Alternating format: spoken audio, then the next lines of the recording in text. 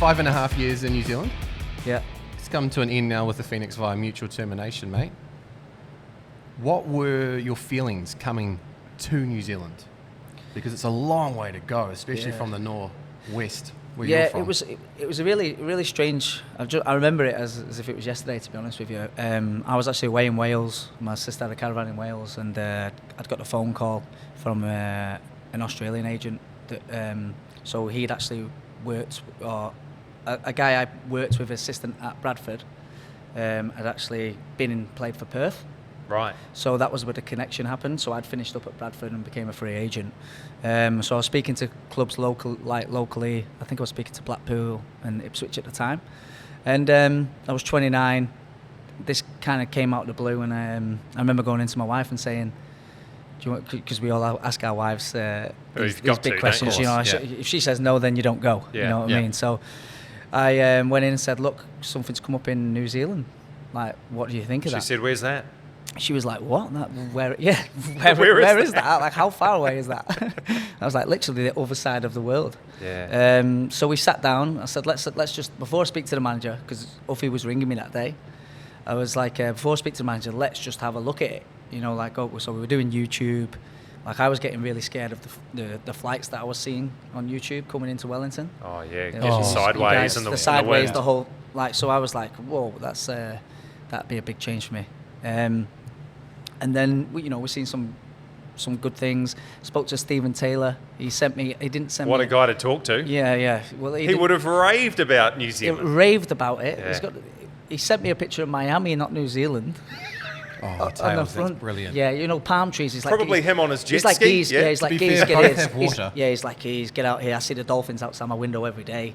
He's like, this is paradise. You know what I mean? But it is paradise in its own ways. You know what I mean? But it's not Miami, is it? It's not Miami. Mate, I'm so glad you mentioned Stephen Taylor's name. Were you part of the jet ski gang? Yeah. Oh, nice. He talked us into it. I've got some of the stories with him and Hoops. Because Hoops. So the OGs were Tails, Hoops, and me. Yeah. All the expats hanging out. Yeah. So Tails got his first. Yeah, but then was like realised that he's very lonely on the water on his own. So then he was like, he sort of talked me and Hoops into doing it as well. So we were just desperate to get out, but we weren't even thinking about like weather, anything. We just wanted to get out. But it's free. Like, you're thinking three guys from UK don't have a clue about anything to do with that sort of stuff. So we're just having a bit of fun, trying to get each other, trying to splash each other, coming in. And Stevie's jet ski was a lot faster than mine and Hoops. We was like the skill ones, the smaller ones, which mean you can manoeuvre them a little bit easier. His wasn't. So he comes flying in at top speed right at me and Hoops. And it could have been like really bad. But he's like then skidded, but he's kind of like jumped maybe 10 metres in the air, through the air. Wow. Stevie, if you know Stevie, hates the water. Jet ski's not exactly the best investment. No, it was the weirdest thing. He was like, I just don't fall off. So this is... It's a big claim to make, by the way. Yeah. I don't fall off. He's rock solid. Yeah, he's rock solid. Yeah, that's it's like saying I don't sweat. Yeah. But like he's this big character, he puffs his chest out, always doing his misty eyes and all that sort of stuff. And he's flew past me and Hoops in the air, and you can see his face. He's like, no. And he's going in. He's going in. So he's arcing over the top. He's arcing over the top of us. He's got his brand new pair of white Nike trainers on. Yeah, he's got shoes on.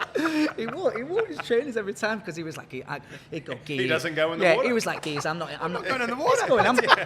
I'm not touching the sand. I'm not touching the sand. No, absolutely no, that's not what I do. Boat ramp, jet ski. Yeah, straight on. Anyway, he's gone in, and this face when he comes up, he's like, out of it everywhere, out of sorts. His jet ski is actually like a metre behind him. Oh. But he's that panicking that he's thinking, he's freaking out. He's going, no, sharks. He's shouting sharks. And then he's going, orcas. So he's just giving you everything that's popping into his mind that could kill him. Freaking stingrays, orcas, everything. Yeah, he's turtle. Going, just get me out. Goldfish. So I'm going, Stevie, your jet ski's there, and I've seen him then. And he's just beelining for me to swim. He's not seen anything else other than my jet ski. I've had my phone out at this point to film him. And as I'm filming him, I'm thinking. I love how that's your first reaction. Yeah, Not I need to help No, out 'cause my mate. I've got to film this. I just had to get him because he's the word. If you like miss a second, he's on you straight away. He's seen it. So I was thinking, this is perfect. So you're getting this for leverage. Yeah, more leverage. defense, Yeah, the you know shield. exactly what I mean. Yeah. So the leverage. Smart move. I've got the Mutually assured destruction. So I'm realizing quickly. I'm going. He's coming to my jet ski. So I'm trying to get my phone back in my pouch, my waterproof pouch. Yeah. And as I'm putting it in the pouch, I've not been able to put the strap over. Oh no. He's jumped on my jet ski from the side and he's flipped me. Oh no. So he's flipped us both in. My phone now So- is in this satchel, And now soaking wet with water. Is Hoops filming all of this And then now? Hoops is laughing his head off and just doing circles around us. Stevie then flies over. He's seen his jet ski and gone, I'm going to mine. Now I'm in the water with my jet ski flipped over. I was in the water for 40 minutes with it flipped up until we got hold of the jet ski guy who sold us the jet skis. Unbelievable. Yeah? And he told us to flip it, yeah? And he told us which way. And we were like, which way? So we just I just flipped the jet ski. Yeah. So what started out as a very cool pastime. Oh, no, it was bad. You I just became a couple of numpties out in the water very fast. First day. First day? First day. So it's I've just got it insured, everything. I've let it drift into Breaker Bay with the wind, with the waves, and it's quite a choppy day with some of the waves coming in, and sand. It's gone onto the sand, but it's like a stony sand there. So these three women are just walking across the beach. So they see me struggling to get this jet ski into the water. Is that Stephen Taylor? Yeah, and they're like, what's going on here? So they're all dressed in a nice day, all the gear, they're going for a little stroll, they've got the shoes in their hands. So I said, great. They said, do you want us to help you push it into the water? I said, that'd be amazing. So as we're pushing it and I jump on, this big wave comes, flattens all three of them, and they wash back up. They wash back up onto the sand. All three of them lose the glasses, everything's everywhere. And I start my jet ski, jump back on, and I'm like, I'm so sorry. So sorry. I'm out of here though. Yeah, I'm out of it. And Good luck. We blast off and we go. Well, yeah. So it was one of the most craziest days ever. Clearly, the Wellington Phoenix experience was more than jet skis and hanging out with the English pals. You've had a heck of an experience here in New Zealand. Now that it's all over, though, are you going to venture off, or are you going to stick around because you've had really good success with the David Ball Football Academy here, and it'd be a shame to see that up and leave? No, definitely. What's the plan? Yeah, we're just going through the process, to be honest with you. Obviously, football's one of the things, it comes out of nowhere. Literally the discussions and everything that went on at the start of the season and stuff with Chief, and I went and met up with Chief and we've had a really good chat. I've got a lot of respect for the guy. We've had a great 5 years together as well, but he's got to do what's best for him going forward, and I totally understand that as well. So it kind of came earlier probably than I imagined in terms of making decisions for the future. I was probably thinking, maybe play for another year or so after this year as well. So yeah, we've just got big decisions in the household at the moment. Obviously the coaching school's going fantastic. I've got, put a lot of hard work and love into that. I love that part of trying to create pathways and help some of the younger kids. I think because in Wellington there's a lot of people doing really good things in football, but I felt like there was an added area in terms of the kids, especially the parent-based coaching, where if we can help everyone to help fill that void. So I've put a lot of love and work into that. That's growing really well. I was actually quite saddened to see the news that you were departing the Wellington Phoenix. Not just for what you've done on the field, but I think you're an outstanding character. I couldn't get my head around the fact that the Phoenix were willing to part company with you, given the mass exodus and the kind of person you are. And part of me was wondering, why didn't they just think about employing you in a different kind of role? Was that a conversation that took place, maybe playing a little bit deeper to link up with Costa Barbarouses? No, I think when I initially had my chats with Chiefy, me seeing a vision of the side doing a different thing, I think that it probably hasn't gone the way in terms of injuries for him as well, the way the team sort of progressed. So, you know, he's had to deal with a lot of injuries. I think at the start of the season, that was pretty much where I see myself.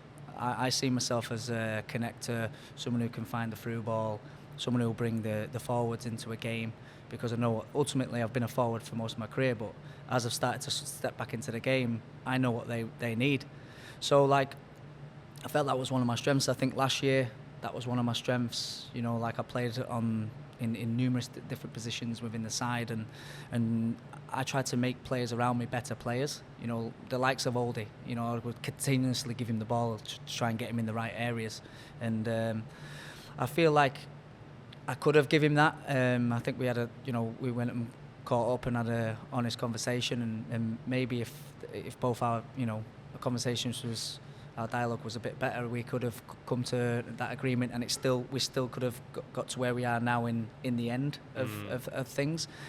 But, you know, hindsight's a wonderful thing, and you know, I wish Chiefy and the boys all the best. I'll be watching them as a fan every single day. Towards the end of your time at the Wellington Phoenix, scoring goals, it was quite tough for you. The goal scoring drought was well spoken about.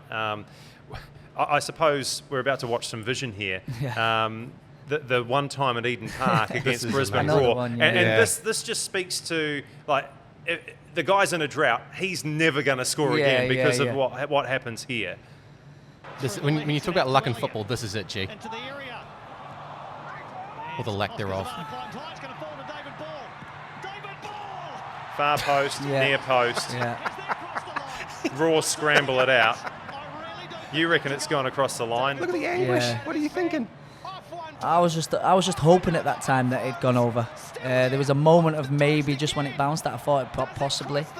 But when you're going for a goal drought, you're sort of just trying to push it over the line yourself. So and then there's this one. 67 seconds later, this happens. Yeah. I mean, when your luck's out, your luck is really out, isn't it? Yeah, it was. Yeah, I was going through that sort of period. I think I've always got a lot of assists for the club in terms of and stuff, and I felt like that season, you know, Oscar went and scored loads of goals as me as his sort of foil.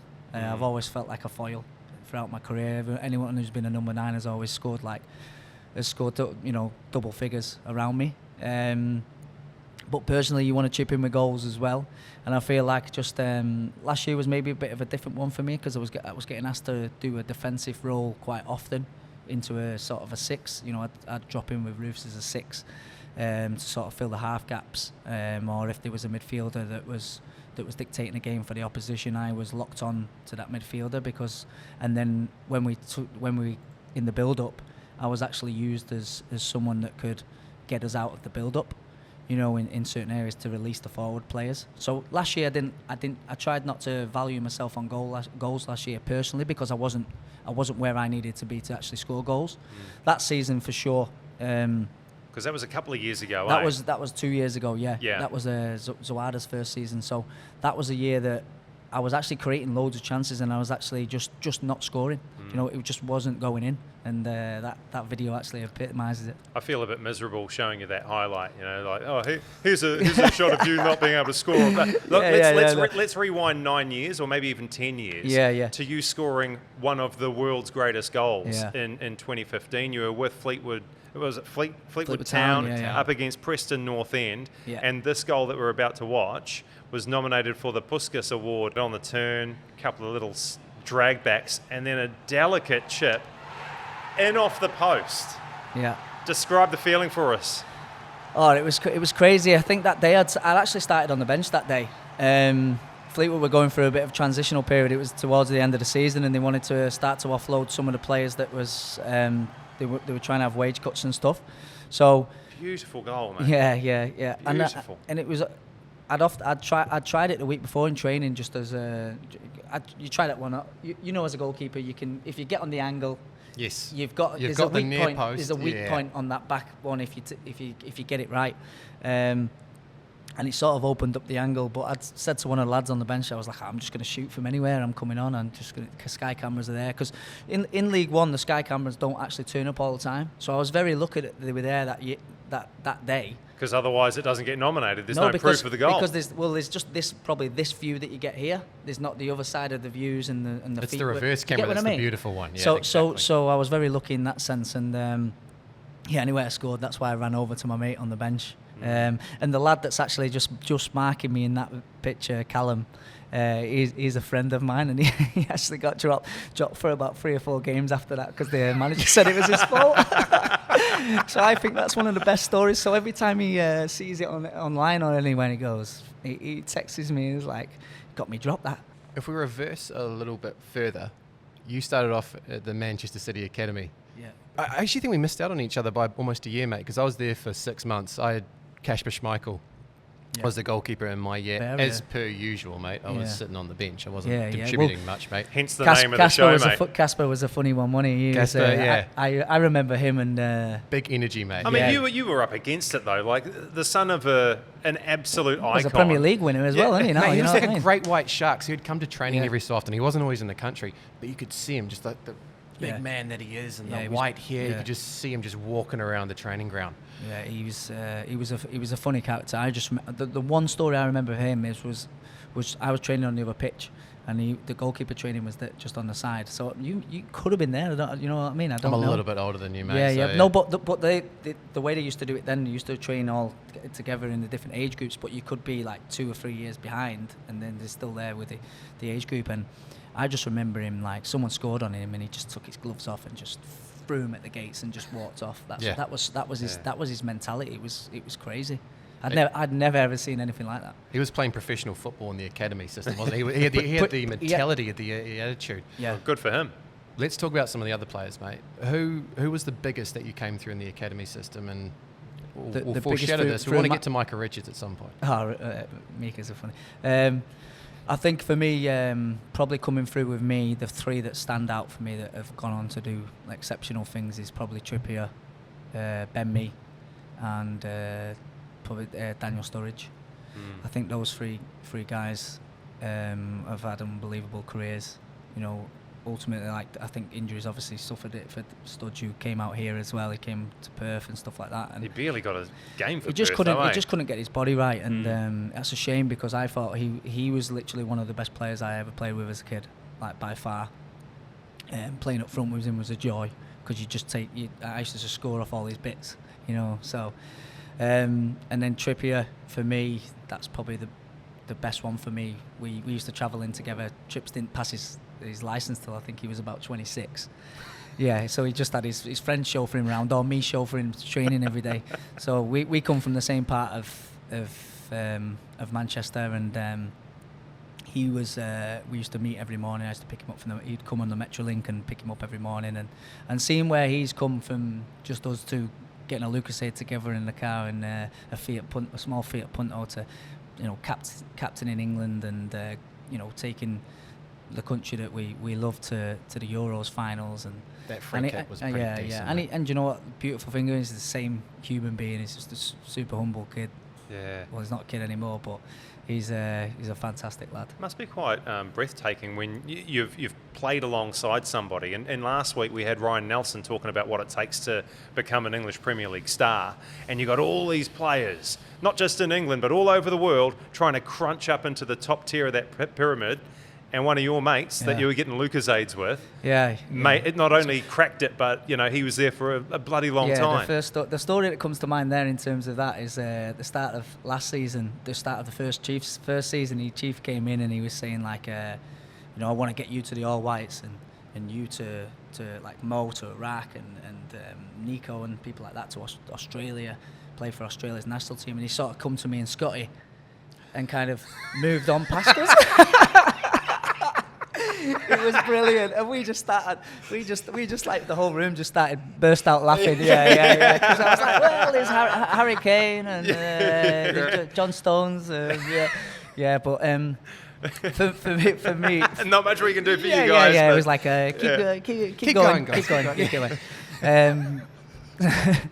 So just to see those guys be able to do that, and because I know how hard it takes and what it actually takes. Like you just said, when you're playing for a club like I came up through, you're actually against the whole world in terms of their scouting network, and they can just bring in anyone. I think when I was leaving, they were bringing in Mario Balotelli, who was the same age as me, you do, for like 28 million or whatever it was at the time, and it was just like, well, I've got no chance in terms of that point. At that point, playing in that front area, it was hard. You got Carlos Tevez and Robinho and Balotelli coming in. It was pretty impossible. Under Mark Hughes, I got very close. He really liked me. Obviously, went on the bench a couple of times for the first team and was travelling every week. But it went literally overnight from one manager coming in to Mancini. I was literally on the bench against Man United, and then I was putting in crosses for the goalkeeping coach under Mancini. Do you know what I mean? It was literally like you had to be. And again, this mentality harks back to what Nelly was saying, and you just need your little bit of luck. Yes. Right. So you're right there on the precipice, waiting, and Yeah. you know it's going to come, and then something completely out of your control scarpers everything. Yeah. And Mark Hughes was literally saying to me, I just need to get up 2-0 in a game, and you're on. I'll give you a debut, and I was looking to go on loan to Cardiff at the time, who were top of the Championship, and it just would have really accelerated my career into a different path. But again, was there ever 1-0 and you're thinking get two? Which game was it, mate? There was it was a Europa League game at home, and it was 1-0, and I was just thinking, I'm coming on here. They're going to score. You're going up and down the sideline. And the next minute, you're doing high knees and they stretches. draw the game. They draw, and I'm like, oh well, that's me done. But you had a good warm up. Yeah, I had a good warm up. I was saying hello to a few people I knew in Manchester. Can we talk quickly about your legacy? 5.5 years is a long time at a club. Is it the longest that you've had outside of your time at Man City? Yeah, it is. Yeah, I was Fleetwood 5 years. Yeah. A lot of media and a number of the players credit you for impacting their development. We're going to hear from Ben Old in a second, who I'm sure is going to do that. Ben Waine was, very, very complimentary about how you influenced him. In the time that you've been there, Finn Sermon, Alex Paulson, Libby Kakacha, there's been a pathway development evolution in the Phoenix, mate. Is that because of something that happened to you when you were coming up, the lack of potential influence? Yeah, definitely. I think a good one for me was Craig Bellamy when I was going through the first team at Man City. I think he was the only one.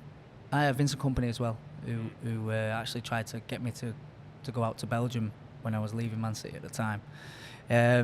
They were two guys who tried to put their arm around you a little bit and look after you in a certain way. But then when I went on my first loan spell, I didn't really have that person that sort of did that, and it was sort of right. Well, I'm in the real world now. There's people playing for the mortgages. There's people playing for the next contract, and it was kind of like it was something I'd never seen before.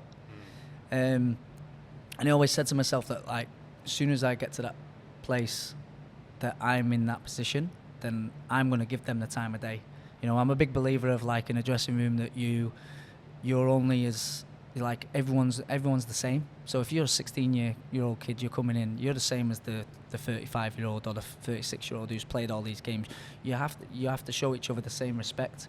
And I made it a thing to make sure that every time someone comes to the dressing room, whether you like the voice or whatever I was saying or shouting over from the other side of the dressing room, I tried to make them feel welcome. I'd ask them who they were, tell us your name, where you're from, like that sort of thing. And I think if you're an older lad and if you're a younger lad and you're hearing that from probably the oldest lad, it gives you a sense of I've arrived here, and it's not daunting or anything like that. Well, let's bring in one of those youngsters that you helped bring through. Let's head over to France and get reunited with your illegitimate son, Ben Old. Oldie, how are you, mate? Ballie's got this David Ball Football Academy, so he's quite keen on helping the youngsters come through.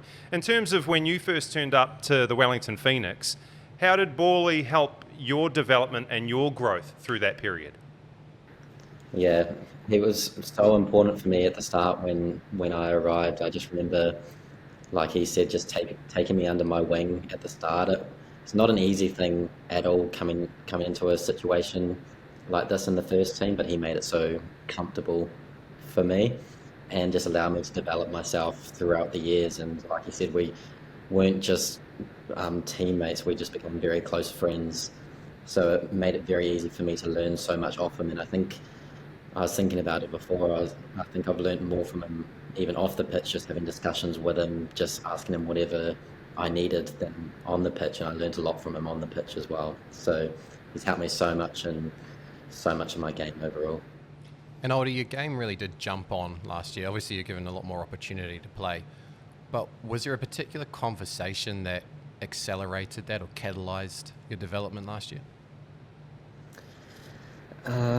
No, people have asked us because it was like that. It was a lot like the first 2 seasons. I didn't feel like I could show much. I obviously had a big injury during that period, but I think it just came down to me working hard throughout all those periods and then just trusting that it would work out. Like, Bawley was very good with me in those times, and I remember him always saying, just be patient, like it will come, and that's exactly what happened. Like, when I finally took pressure off myself, which was one of the biggest lessons I learned from Bawley, stop thinking so much. He's smiling here. He's nodding along. He's nodding away, Yeah. mate. No, I'm smiling because we spoke a little bit on the way on the car on the way up, but like I'd never seen anyone at such a young age look so far into their own game.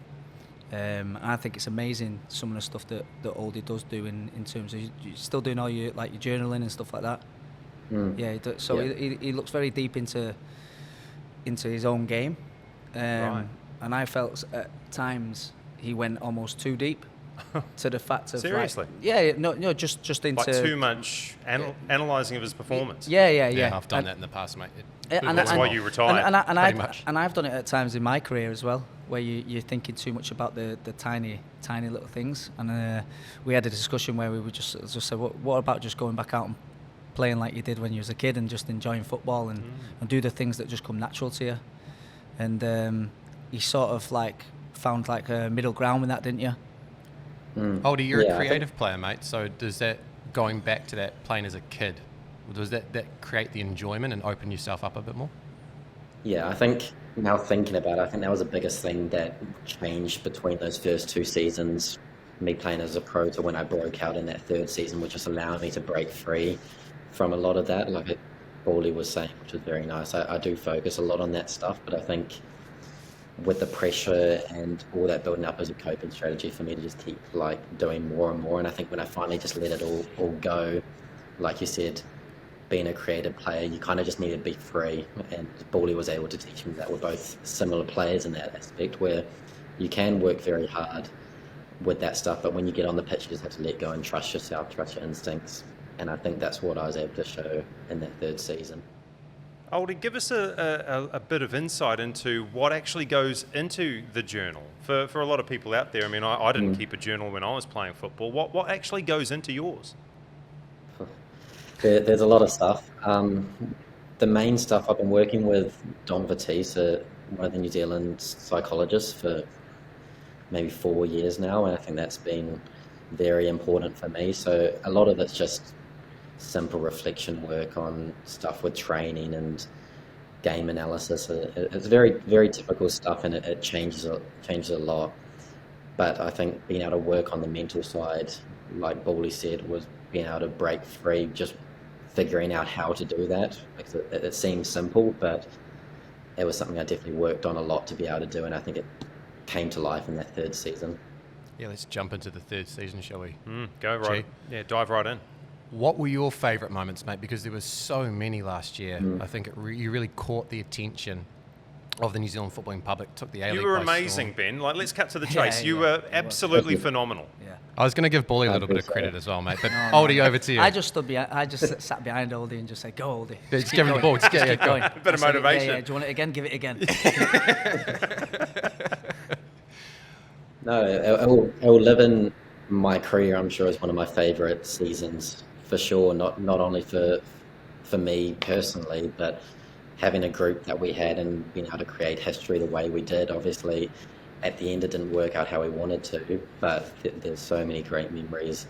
Like you said, if we were to be specific, I'd probably say the Adelaide game for me selfishly, where I scored the 2 goals. Oscar Van Hadden, mate. Let's talk about Oscar Van Hadden then very quickly, because that's a hat trick. The ball's about to cross the line. Stole it from you, didn't he? Yeah.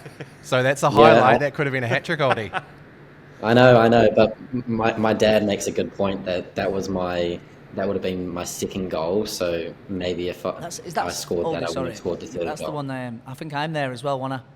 And I was letting it go. I was letting it go in, and then he just came over the Always got shoulder. his hands So up. I'm going like this. You're shielding it through. And I'm shielding it through, making sure it just goes into the bottom corner. And then Oscar Van Hadden. He's seen an opportunity, All he mate. needs is career. There you go. Oscar's come like flying out of nowhere. He's come from the halfway line. He took me into the net as well and took the goal. So it's lucky it's not your goal, because Oscar's come through the back of you. Yeah, and I've not touched it in. I've done everything to miss it, and he's done everything to get there. All right, so that's the first moment, oldie. Give us another 2, mate. Let's go for a top 3. Wow. Finn Sermon's goal, victory, would be one, the last minute. Header. Was it Finn's goal or? It was Finn. Don't you dare. Was it I his header was or saying an for own so goal? long that it wasn't. Not having that from either of you, mate. But that was a very cool to celebrate with the fans, and that was such an important point from memory to give us the best chance of going on and winning the season. So that was another one. Were you part of the 4-way slide, oldie? I can't remember. So there's Roos there was Finn, and there was Yes. another 2. Yes, I was a part of that, so that was enjoyable. The yellow arrows. Yeah, and then the next one that comes to mind is just the last game, the second leg of victory. Obviously, Zawada's goal was amazing. It was a disappointing result. But personally, I feel like that was probably my best performance as well in a game. So that was a very enjoyable game for me to finish off my career at Phoenix, for sure. Is it all a little bit surreal, Ben? Because like when the announcement was made, you're there. There's a French painter, and he's painting your picture. And Forgotten about that. Can he show us the picture? Because I've heard it's in his house. Is it up on your wall somewhere? Yeah, maybe at the end you can show us the picture. Yeah. Oh, look, No, that's the I sort of don't thing have I'm that, I keen. don't Yeah, I was. Yeah. Did it feel a little bit strange, a bit overwhelming? Because you come from little old New Zealand, where we're almost taught to be humble. As soon as you pop out of the womb, be humble or else. Yes. And now here you are. You're on the grand stage, and you're actually becoming quite a massive deal. And your initial performances for St Etienne would underline that. How does that make you feel?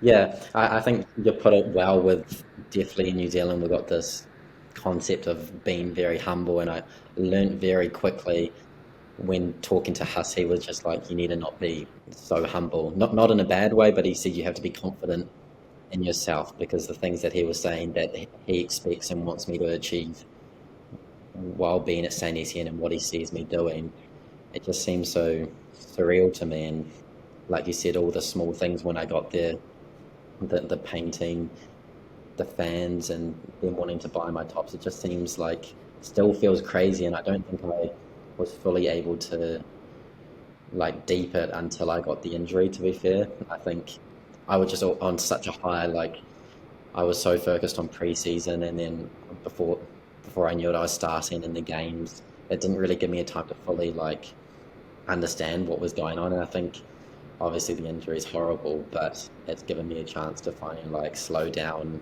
and really just deep what's actually happening. So I am very grateful for what's happening right now, and I'm just can't wait to get back into it soon. In terms of your formative years, there was one moment that really sticks out for me that made you the person you are. For those who don't That's a know, stretch. I'm married. This makes me and my wife feel so bloody old. It's unbelievable. But my wife taught Ben at Just off primary camera at the school. moment.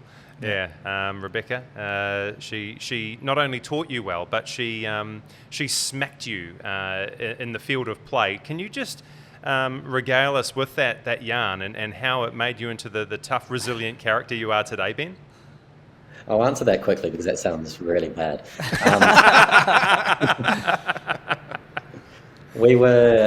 I was telling the story to someone literally just the other day, so it's quite funny that we brought this up.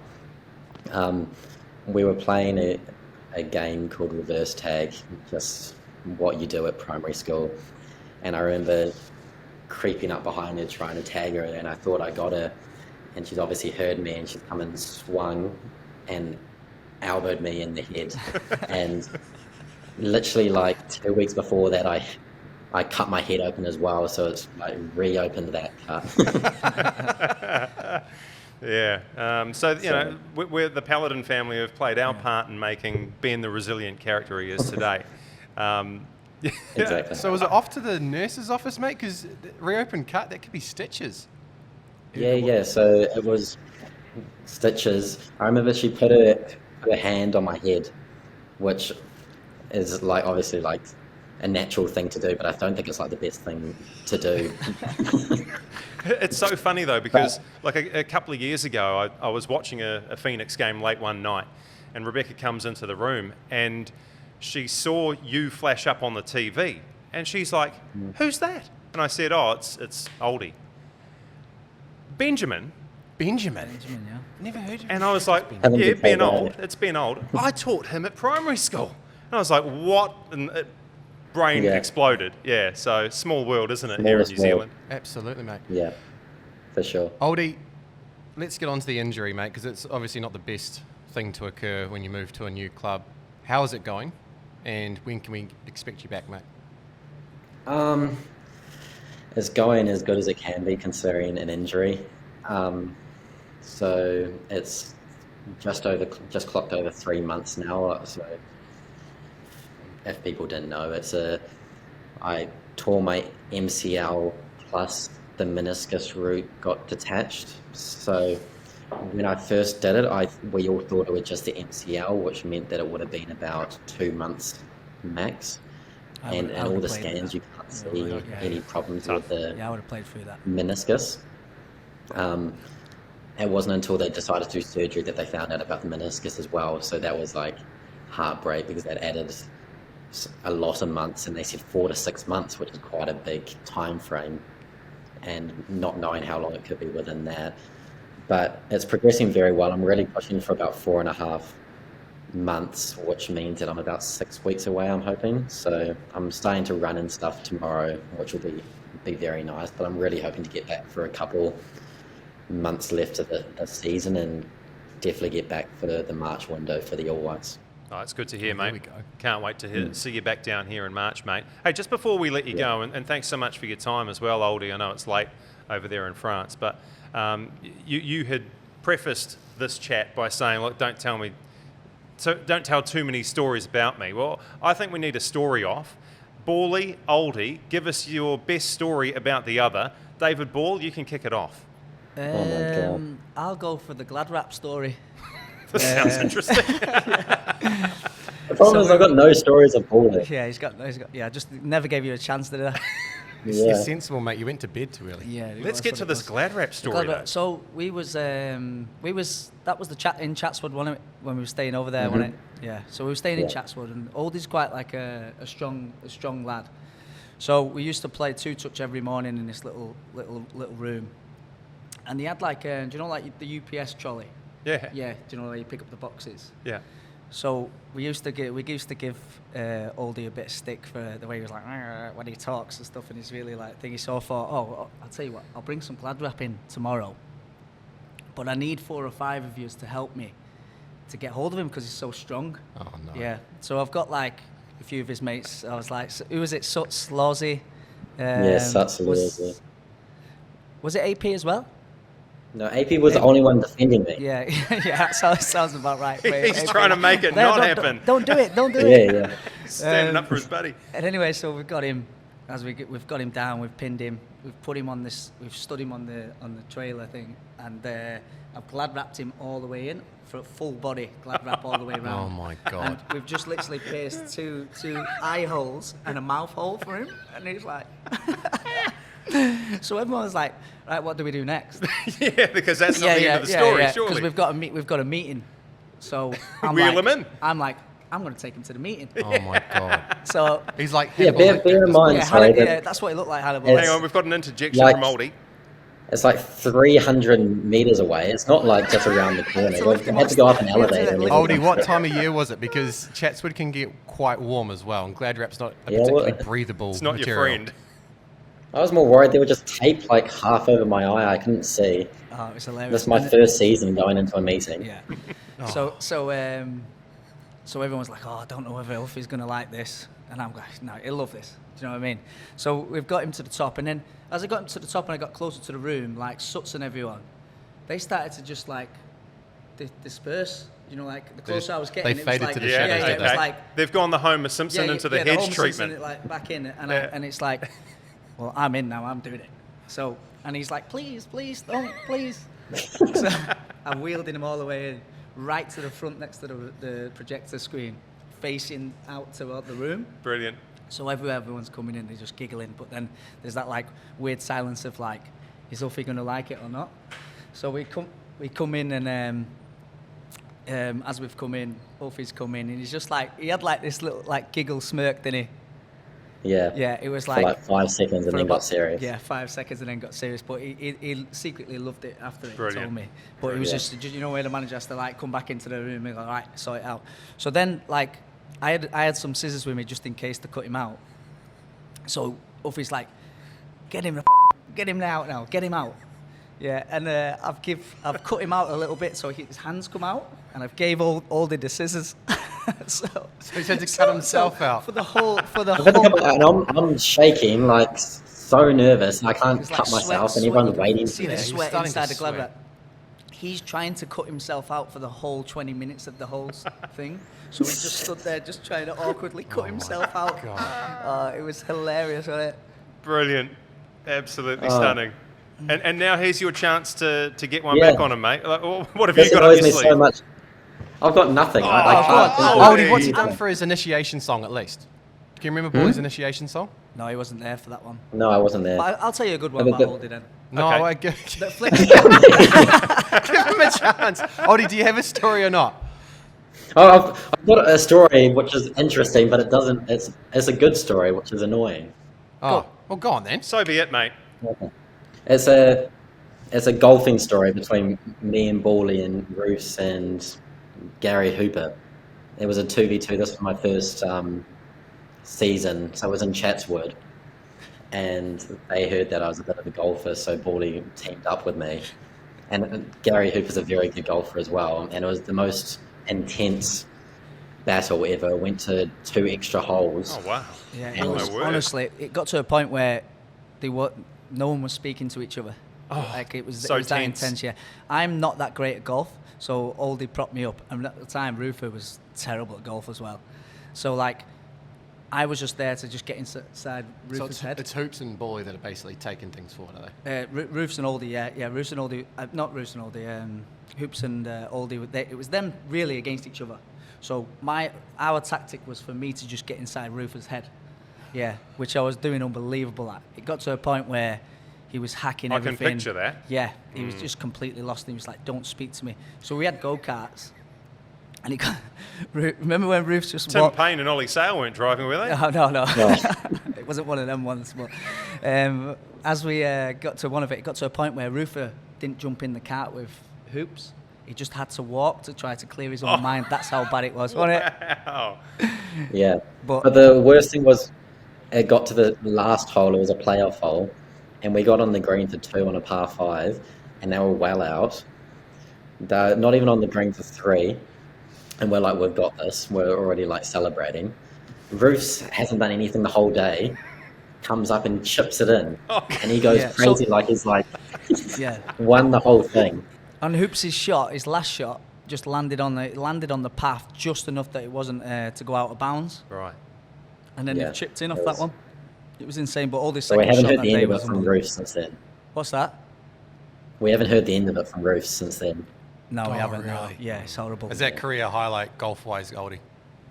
Yeah, it's annoyed me so much. I don't have a story in mind that can get Bawley. Before it gets too late where you are, Ben, we should bid you au revoir. Adieu.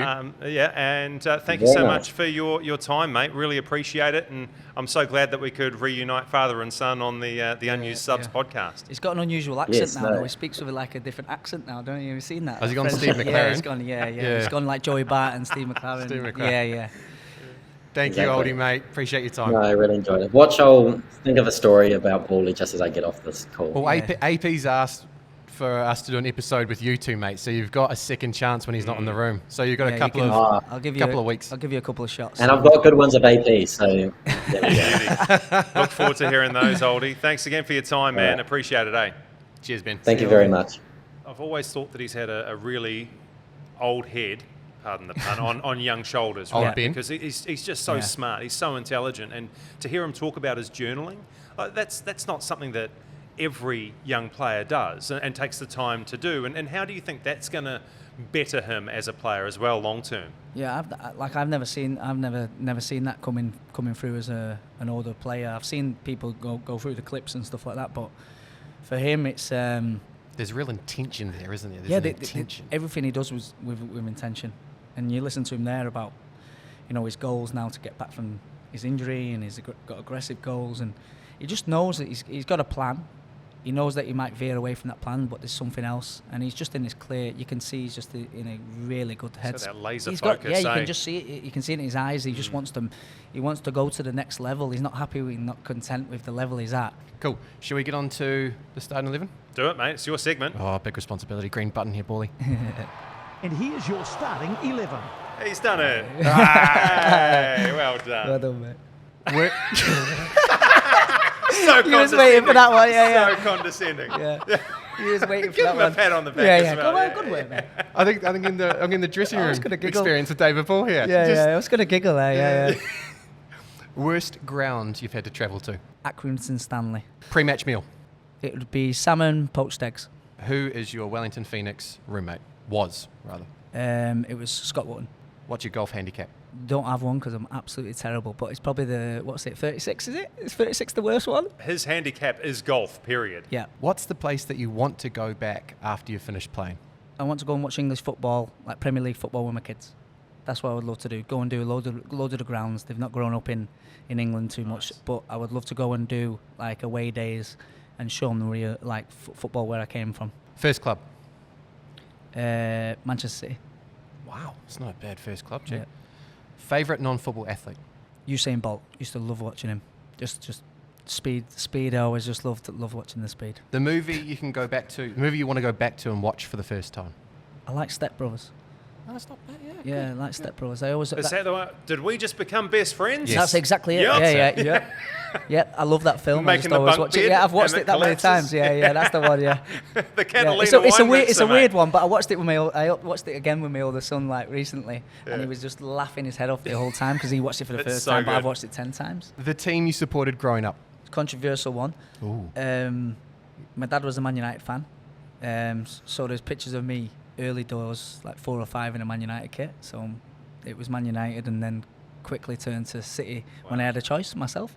Yeah, right. Yeah. We can get those out of the basement now. Yeah, mate. You don't have to yeah, feel yeah. bad. No, I can tell it as it is. Worst injury? It dislocated my shoulder. That was the worst one. Went to hospital in an ambulance, ripped the nerve endings off my rotor cuff. Yeah, so it was excruciating. I've broke my leg, but that was a clean break where it just pretty straightforward. But that one, wow, that was the most painful one. Yeah. Coffee order? Flat white. Flat white. There we go. Starting 11, G. And here's your starting 11. I've pushed the wrong button, Bally. Did you? Yeah. No, that was fine. That Oh, was that's fine. good. Yeah, because we kind of I'll like finish on bookend that. it. We Yeah, yeah. bookend it. Oh, that's Yeah, good. that's cool. Hey, the mention of Scott Wotton, the Walrus. Yeah.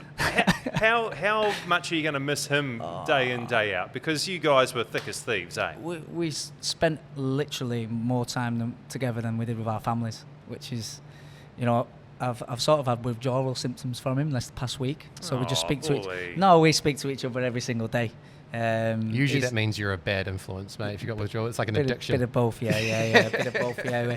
We sort of talk football every morning in the car together on the way to training and back, and he's been a big part of my time here as well in terms of his family coming over, and like he's experienced the same things as I've done coming from the same places, and he's a top. I think he's done really well for Wellington Phoenix. I think he's been the last two years, well 18 months. I think he's been probably the best defender in the division for me personally, and again another person that around that dressing room and his experience and the way he conducts himself on the pitch it's just like it's priceless, really, in terms of what he brings to the football club. And I've got a lot of love for Scotty, a lot of good stories, and yeah, the Walrus. He can sleep on the washing line, literally. That's one thing about the guy. You sleep in the room with him. He picks the film and he says like, yeah, let's watch a film. Yeah, no problem. Picks his own film. 2 seconds into the film, he's snoring away. So I that would annoy me, man. No, it annoys the life out of me. Yeah, and then I have to watch the so film. You put Step Brothers on. Yeah, and you're like, this is great. And but I don't. He's putting on a rubbish movie. He takes his Fire Stick everywhere. He's lost his Fire Stick, I think, 6 times in different hotels, and then had to get it sent back to New Zealand. I think AP's got his Fire Stick now. There's nothing worse though than somebody dictating what you're watching, and then they fall asleep, and you're watching the show. You're watching it, but you're not monitoring the person that you're watching it with, and then all of a sudden you look over and they're like absolutely stone cold out of it. Yeah. How long has that been? Like 45 minutes, an hour? Yeah, that happens with the missus when you're watching Netflix or something like that, and 100%. she falls asleep. Yes. You watch it all, and then the next day she goes, "Well, you need to watch that back with me." Nope. No, Absolutely not. Nope. Do it in your own time. Just getting back to Scotty Wootton, sorry, Spoon. Yeah. Just getting back to the Walrus. I remember a couple of years ago, I was at was it an Oppo thing, and you guys were there, and I was referring to Scott Wootton as the Tower of Power because he's tall, he's at the back, and he's dominant, and then you chirp in, and you're like, don't call him the Tower of Power. And I was like, what should I call him? Walrus. I'm like, why Walrus? He moves like one. Yeah, if you watch him moves him, it's just his head shake that he does. He's got this big head that just like that or Tombstone head. See, I thought it was a Scouser thing. The Beatles, the I Walrus, hadn't even thought about that. No, it's just a big walrus. If you watch him in the way he is, he's got the really dopey eyes, and he's just he's got it. This is one of your best mates you're talking about. Yeah. But it's not something that I don't say to his face, so he can. Okay, fair enough. Only over podcast. Yeah. Honorary member of the jet ski gang, you reckon, G? Yeah. Shall we get some mail? You had it. Oh, it's off the post. And this week's mail is coming to us from... Hey guys, Elliot Smith here. Loved the first episode. Got my Argentina football jersey on. Thought I'd fire you a question. What do you guys think about Erling Haaland's 9.5-year extension at Manchester City? Is it the best option for both him and the club, with all those charges hanging over my Manchester City? Look forward to hearing your thoughts.